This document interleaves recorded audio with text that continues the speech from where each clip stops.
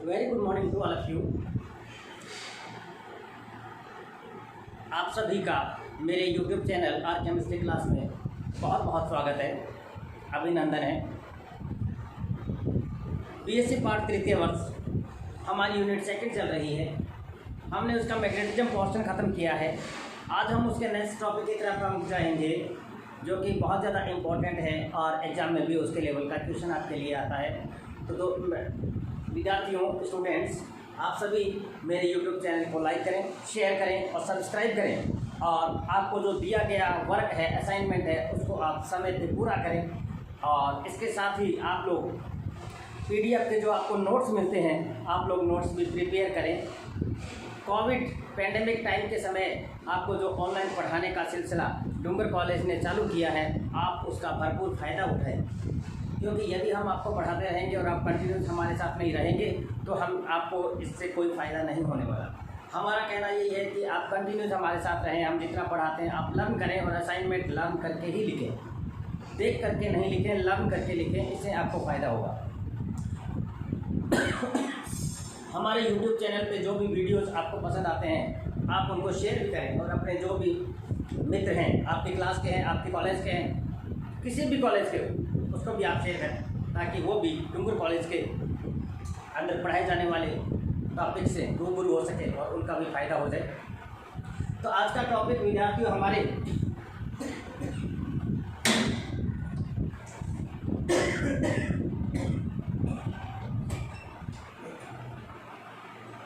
आज का टॉपिक हमारा है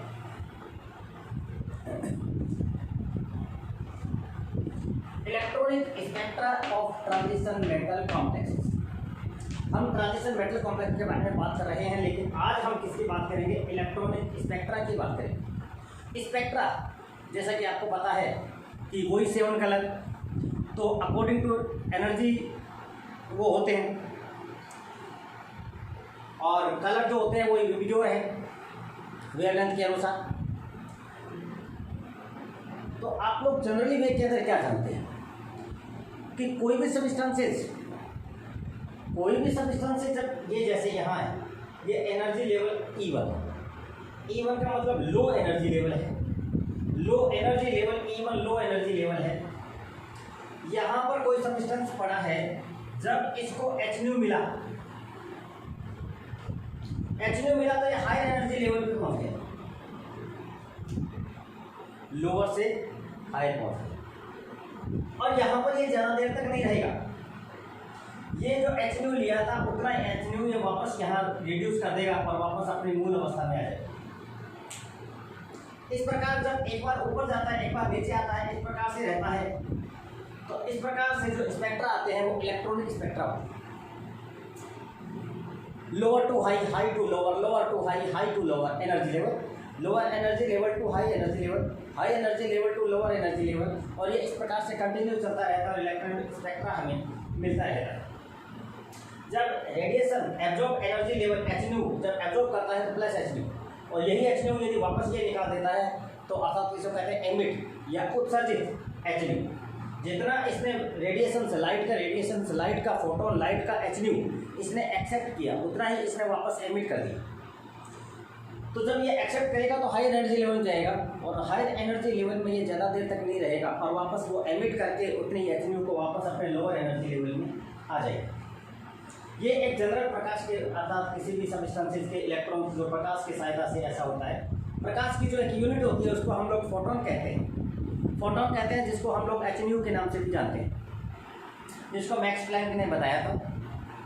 अब हमें क्या जानते हैं बच्चों इंट्रोडक्शन के बारे में कि क्या करता है? ये लाइट को एब्जॉर्ब करता है, या क्वांटा कह सकते हैं इसको, क्वांटा अर्थात HNu कह सकते हैं, फोटोन भी कह सकते हैं। फोटोन सिंगल पार्टिकल होता है, क्वांटा एक प्लूरल होता है वर्ड इसका। तो क्वांटा इसने एक्सेप्ट किया, एब्जॉर्ब किया तो हायर एनर्जी लेवल में गया, वापस एमिट किया तो ये लोअर एनर्जी लेवल में आ जाएगा। इस प्रकार से रिजल्टेंट हमें क्या मिलेगा? इलेक्ट्रॉनिक स्पेक्ट्रा मिले। अब हम क्या जानते हैं? अकॉर्डिंग टू मैक्स प्लैंक ने क्या कहा था कि एनर्जी और वेव अपने वेवलेंथ के बीच में इसने रिलेशन बताया था कि जो ई है, ई वो न्यू के डायरेक्टली प्रोपोर्शनल है। ये जो न्यू है ये वेव नंबर है। तो ये जो डेल्टा ई है ये एनर्जी में डिफरेंस है, अर्थात E1 और E2 इन दोनों में डिफरेंस। तो E2 माइनस E1 हो जाता है, तो ये डेल्टा ई है। तो delta E is equal delta E is directly proportional to nu. Here delta E is to nu को हम क्या कह सकते हैं, इस कांस्टेंट को हमने किससे हटा दिया, h से। h क्या है, h एक प्लैंक कांस्टेंट है जिसकी एक कांस्टेंट वैल्यू है और प्लैंक ने इसको दिया था इसलिए इसका नाम प्लैंक कांस्टेंट है। तो h की जगह न्यू, तो delta E is equal to h nu. Okay student, आगे हम चले तो h न्यू की जगह हम जानते हैं कि न्यू क्या होता है, c अपॉन लैम्डा। तो लैम्डा यहाँ पर क्या है, लैम्डा यहाँ पर वेवलेंथ है और c यहाँ पे क्या है, वेलोसिटी ऑफ लाइट है। तो न्यू इक्वल टू हो गया एच सी अपॉन लैम्डा। तो हम इसको कह सकते हैं delta E equal to h nu bar c. तो यहाँ पर एच न्यू बार सी, इनके अलग अलग यदि हम बात करें कौन कौन से हैं, डेल्टा ई क्या है, E2 minus E1, delta E2 minus E1, और E1 क्या है, लो एनर्जी लेवल, E2 क्या है, हायर एनर्जी लेवल। H एक प्लैंक कांस्टेंट है जिसकी वैल्यू 6.62 इंटू 10⁻⁻24 आर्ग होगी। और न्यू फ्रीक्वेंसी ऑफ रेडिएशन और c light velocity of light and nu bar wave number. तो ये जो वैल्यूज थी इसके अनुसार हमें ये पता चल गया कि एच न्यू कहाँ है, ये प्लस एच न्यू है और ये यहाँ पर माइनस एच न्यू है। तो हम इसको क्या कह सकते हैं, E1 plus H nu is equal to E2। E1 ये वाला, इसने एच न्यू लिया तो ये E2 पर पहुंच गया। अब E2 इसने एच न्यू माइनस किया, माइनस एच न्यू, तो ये E1। और इन दोनों का जो डिफरेंस होगा E2 minus E1 is equal to delta ई।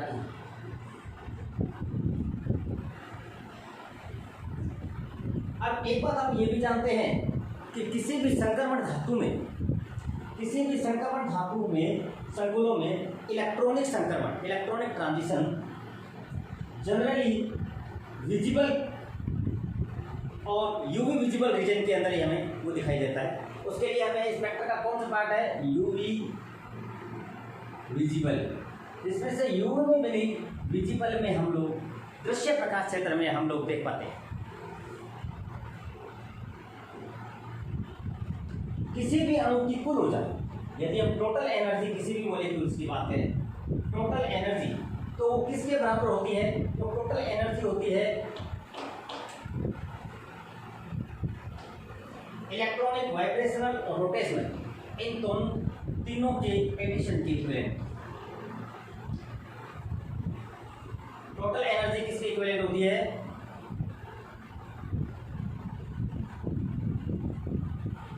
एक तो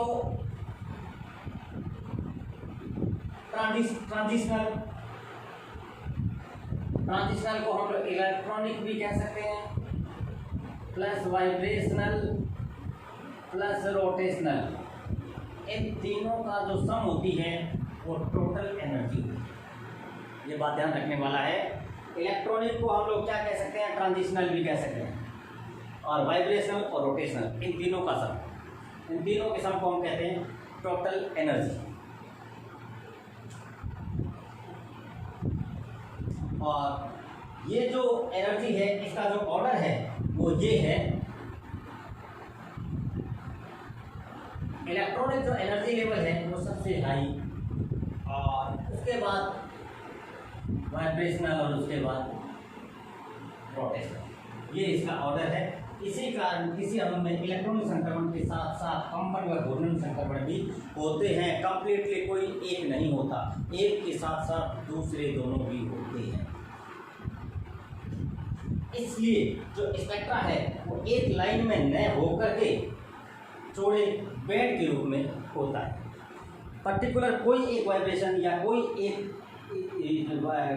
इलेक्ट्रॉनिक होगा तो वाइब्रेशन रोटेशन साथ में होगा, यदि सिंगल होता तो हमें स्पेक्ट्रा एक पीक में मिलता, लेकिन सिंगल नहीं है, एक के साथ में ये दोनों भी बने रहते हैं साथ में, इसलिए स्पेक्ट्रा जो होता है वो हमें एक लाइन के रूप में नहीं मिलता, जबकि एक ब्रॉडबैंड के रूप में मिलता है। इसके रूप में ब्रॉडबैंड के रूप में, ब्रॉडबैंड के, क्योंकि यदि किसी में इलेक्ट्रॉनिक है तो वाइब्रेशन और रोटेशनल की थोड़ी जरूरत है।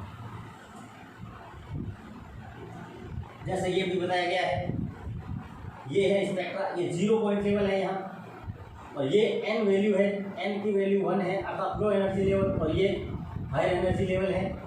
तो ये रोटेशनल लेवल यहाँ का और यहाँ का रोटेशनल लेवल, और ये यहाँ का और यहाँ का रोटेशनल, एनर्जी इंक्रीजिंग ऑर्डर में है। जब ये इलेक्ट्रॉन्स n1 से n2 की तरफ जा रहा है तो ये इलेक्ट्रॉनिक ट्रांजिशन, और ये यदि यहाँ पे हम बात करें इन दोनों के बीच के अंदर यदि ट्रांजिशन हो रहा है तो ये प्योर रोटेशनल ट्रांजिशन, और ये यदि हो रहा है 0 से यहाँ पे हो रहा है तो ये वाइब्रेशनल रोटेशनल ट्रांजिशन, ये vibrational rotational transition.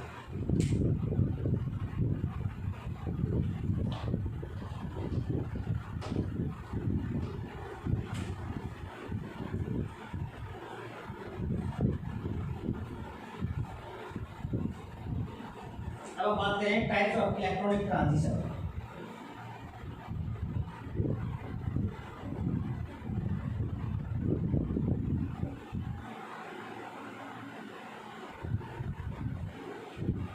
Electronic transition कितने प्रकार के होते हैं? हम जानते हैं अणुओं द्वारा अल्ट्रावायलेट तथा विजिबल क्षेत्र में प्रकाश का अवशोषण होता है, जिससे हमें इलेक्ट्रॉनिक ट्रांजिशन प्राप्त होते हैं। हम ये भी जानते हैं कि दो परमाणु कक्षकों के संयोग से दो आणविक कक्षक बनते हैं। यदि दो परमाणु कक्षक आपस में जुड़ेंगे, जैसे दो परमाणु कक्षक जुड़ेंगे तो दो आणविक कक्षक बनेंगे। दो परमाणु कक्षक मिलकर के दो आणविक कक्षक बनाएंगे। इनमें से एक कम ऊर्जा वाला बॉन्डिंग और एक अधिक ऊर्जा वाला नॉन बॉन्डिंग होगा, जैसा कि आप लोगों ने पहले भी पढ़ा है। जैसे ये है एक लो और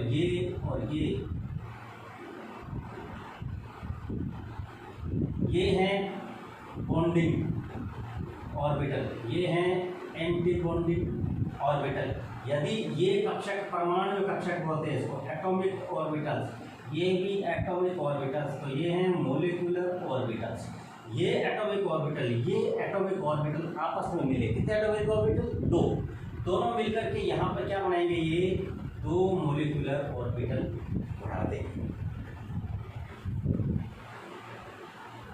जिनमें से एक मोलिकुलर ऑर्बिटल, ये एनर्जी है, एक molecular orbital low energy level पे, इसको हम लोगों ने क्या कह दिया? बॉन्डिंग, और एक हाई एनर्जी पे है तो उसको हमने कह दिया anti bonding molecular orbital.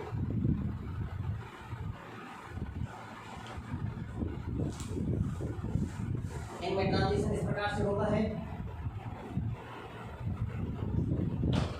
Generally ये ट्रांजिशंस आप लोगों ने पहले भी पढ़े हुए हैं, सेकेंड ईयर में आप लोग पढ़ के आए हैं, फिर भी हम आज बात कर लेते हैं दोबारा। सिग्मा, पाई, और एक आपके नॉन बॉन्डिंग इलेक्ट्रॉन्स भी रहते हैं, फिर पाई स्टार और फिर सिग्मा स्टार। ये देखिए सिग्मा, पाई, ये non bonding, pi star, sigma star. अब कैसे कैसे ट्रांजिशन है? सिग्मा से सिग्मा स्टार, ये रहा, सभी के सभी सिंगल बॉन्डेड होंगे, जिसमें सिग्मा बॉन्ड होगा। दूसरा है पाई से पाई स्टार, वे हैं जिनमें पाई बॉन्ड होगा, मान लिया हमने। तीसरा है पाई से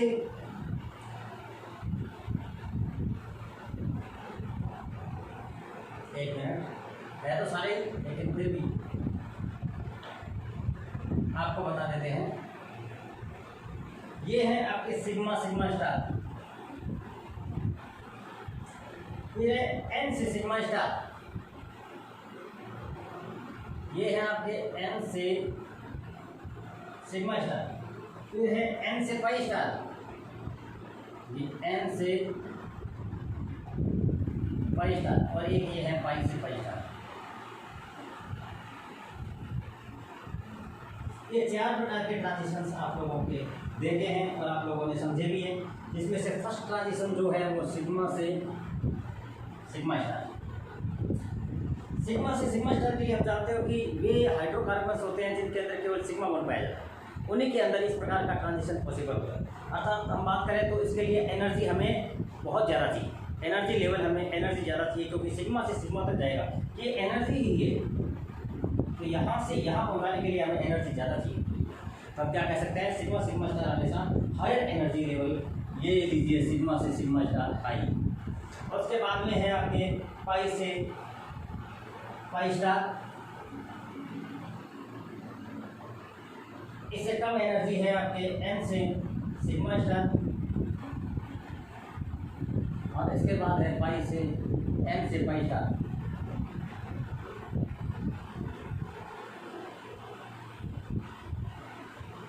ये आपका ऑर्डर है। अब हम थोड़ा सा जनरली डिस्कशन कर लें। सिग्मा से सिग्मा स्टार के लिए हम जानते हैं सिंगल बॉन्ड वाले ही है, और एन से सिग्मा स्टार के लिए हम कहते हैं कि सिंगल बॉन्ड तो है लेकिन उसके साथ में ऐसे भी हैं जिनके पास एबंदी इलेक्ट्रॉन युग्म भी रखते हैं, वो एन से सिग्मा स्टार।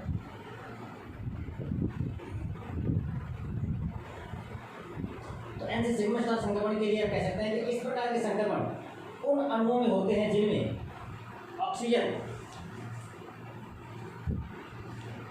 उन अणुओं में होते हैं जिनमें ऑक्सीजन, सल्फर, नाइट्रोजन या हेलोजन आदि लोन पेयर रखने वाले समूह उपस्थित होते हैं। एकाकी युग्मों के नॉन बॉन्डिंग कक्षकों में ये स्थिर माने जाते हैं। यह भी स्पष्ट है कि संक्रमण के लिए सिग्मा सिग्मा स्टार संक्रमण की अपेक्षा कम ऊर्जा की जरूरत होती है। ये संक्रमण विजिबल और नियर इंफ्रारेड में देखे जाते हैं। एचएफ के अनाबंदी कक्षक एफ परमाणु पर अधिक केंद्रित रहते हैं। इस प्रकार एचएफ में एन सिग्मा स्टार संक्रमण संभव है। पाई पाई स्टार की बात करेंगे तो वे हाइड्रोकार्बन्स होते हैं जिनके अंदर डबल बॉन्ड अर्थात पाई इलेक्ट्रॉन्स पाए जाते हैं। तो पाई इलेक्ट्रॉन्स पाए जाने वाले कौन कौन से होते हैं, जिसमें डबल बॉन्ड हो सकते हैं, जिसके अंदर एथिल ओलिफिन भी है, कार्बोनिल भी है। लेकिन कार्बोनिल एक ऐसा है जिसके अंदर पाई पाई स्टार तो होता ही होता है, इसके साथ में एन पाई स्टार भी उपस्थित है, क्योंकि oxygen having lone pair of electron also. तो इस प्रकार के ये संक्रमण है। संक्रमण धातु के संकुलों में रंग प्रमुख रूप से दो संक्रमणों के कारण पाया जाता है। अब हम कलर की बात करें, संक्रमण धातु में कलर किसके कारण पाया जाता है?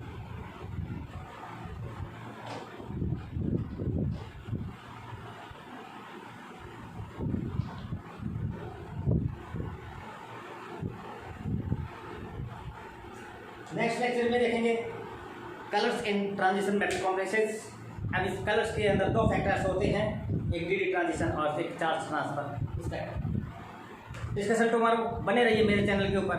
Are chemistry class for BSc part तक, inorganic chemistry by doctor Rajaram.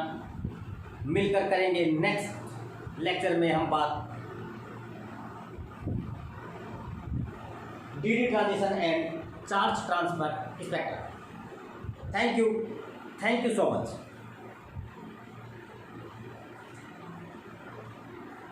Allah.